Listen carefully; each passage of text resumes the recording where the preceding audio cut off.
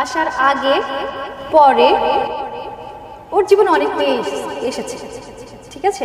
ওর জীবনে আসলে কখনো মেয়ের অভাব ছিল না। আমাদের প্রশ্ন এটা, মেয়ের অভাব ছিল না, তাহলে শায়লার সাথে আসার পর কেন আপনি আলাদা? কারণ হচ্ছে শায়লার সাথী এবং সজীব ওরা দুজনেই চায়নি ওদের প্রেমটা আমার চোখে পড়ে, ঠিক আছে? যার জন্য তখন থেকে আমাকে সজীব শুটে ডাকে না, আর কিন্তু কোনো ঝামেলা আমার সাথে হয়নি। যখন আপনি আর্থিক সজীব কিংবা শায়লার সাথে কথা বলছেন, আপনার চোখ কিন্তু ছলছল করছিল, এমনকি দেখাই গেছে যে আপনি ইমোশন টাইপ করছিলেন। আপনার সাথে কি সজীবের কোনো সম্পর্ক ছিল কিনা?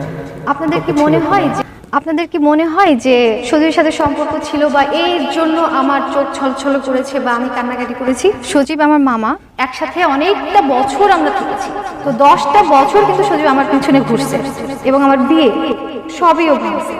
শায়লার সাথে আসার পর আপনি আলাদা হয়ে গেছেন, আপনার সাথে আর্থিক সজীবের কি এমন সম্পর্ক ছিল